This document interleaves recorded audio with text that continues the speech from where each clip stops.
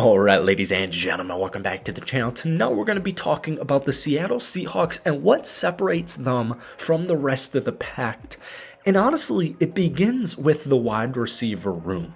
Heading into this offseason, Seattle already had one of the best wide receiver rooms in the National Football League. You have DK Metcalf, who has been in the league for just a couple of seasons. This was his fourth year. He's had 2 seasons over 1,000 yards, but he's had every season of his NFL career over 900 yards. The lowest touchdown total DK has had in his first 4 years, 6 touchdowns.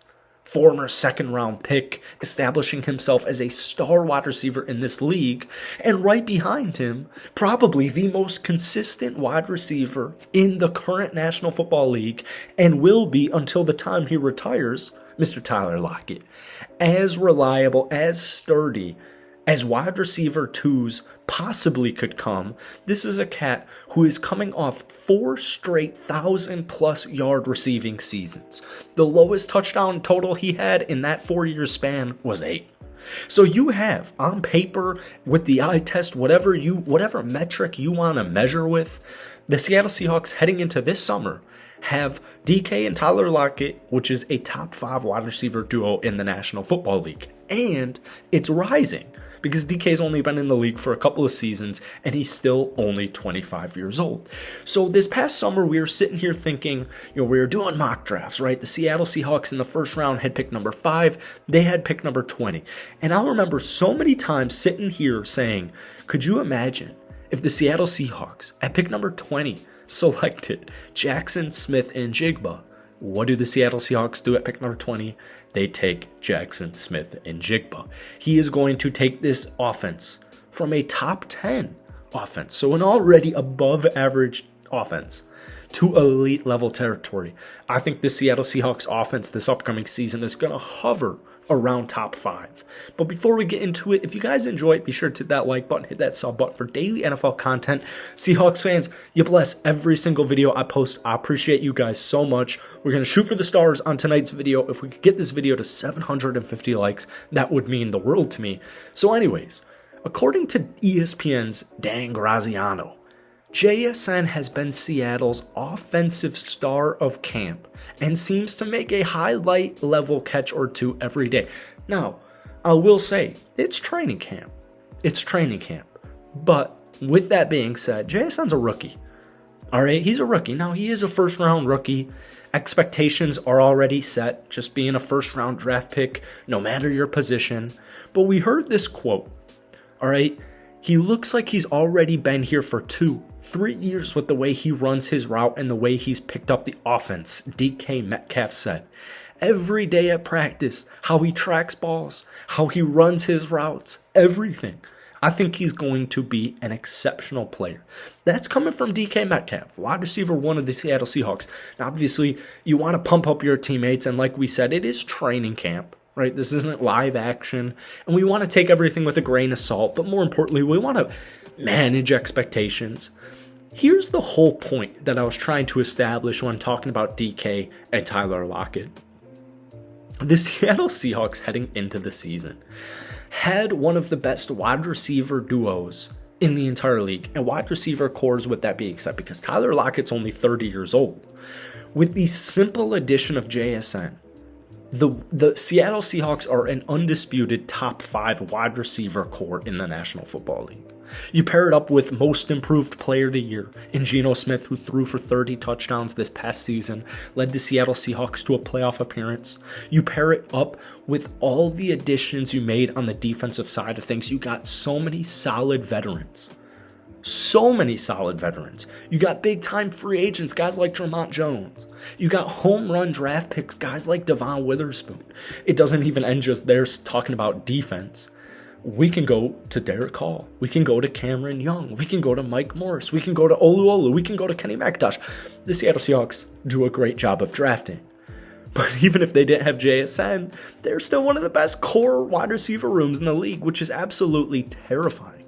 I think DK Metcalf this upcoming season might establish himself as a just 100% star wide receiver. I think most Seattle Seahawks fans would say DK is a star receiver. But if we're going like broad NFL media, he's right there. He's hovering right there on that line.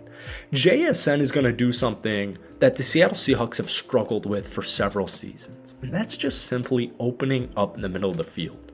JSN slated, projected to be a slot wide receiver. I don't think that will last very long. Kind of reminds me actually a little bit of George Pickens with Pittsburgh last season, where it mostly was like go routes, 50-50 balls, that kind of thing. The playbook wasn't that big.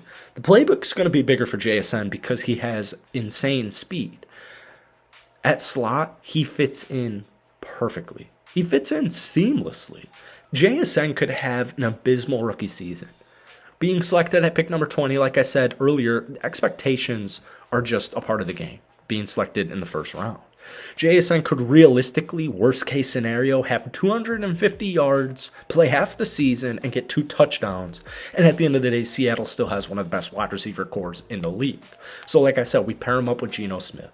We pair him up with one of the most underrated running back trios / whatever the quadruples number would be, because you have Kenneth Walker III, whose health is extremely important. So that's why you drafted Zach Charbonnet. That's why you drafted Kenny McIntosh. What can both of those 2 wide receivers, running backs, do? I got a little ahead of myself. They can catch the ball. They can run and they can catch like receivers. So that adds more elements to your offense. But keep in mind, you already have a solid backup in DJ Dallas, a solid special teams guy as well. So that running back room is loaded, as we already established. The wide receiver room is loaded. The tight end room is really talented. And if you're not a Seattle Seahawks fan, or if you weren't watching the Seahawks games last season, you could look at the tight end room and you could see, on paper, like, that doesn't get me going. That's somewhere they could improve on. And let me tell you, that's just simply not the case. Noah Fant, Will Disley, Colby Parkinson, it's a 3-headed monster. And as we saw last season, and keep in mind, a lot of these guys, like, they're all young, man. Noah Fant last season, 500 receiving yards, 4 touchdowns, 50 catches, technically all career lows except for the total receiving number. Noah Fant in his first 3 years at Denver averaged about 600 yards catching per season. But Noah Fant, not only can he catch the ball, but you have Will Disley back there, you have Colby Parkinson. These guys can catch, these guys can block. They've been on the team. Like I said, there's youth, guys like Noah Fant, Colby Park, they haven't been on the team for the longest of time. You get my point. It's a 3-headed monster. And as Seahawks fans saw last season, if I'm Pete Carroll on the Seahawks offense, and I throw all 3 tight ends on the field at the same time, the opposing team's defensive coordinator is thinking in his head, shoot, God damn it, I gotta go match that.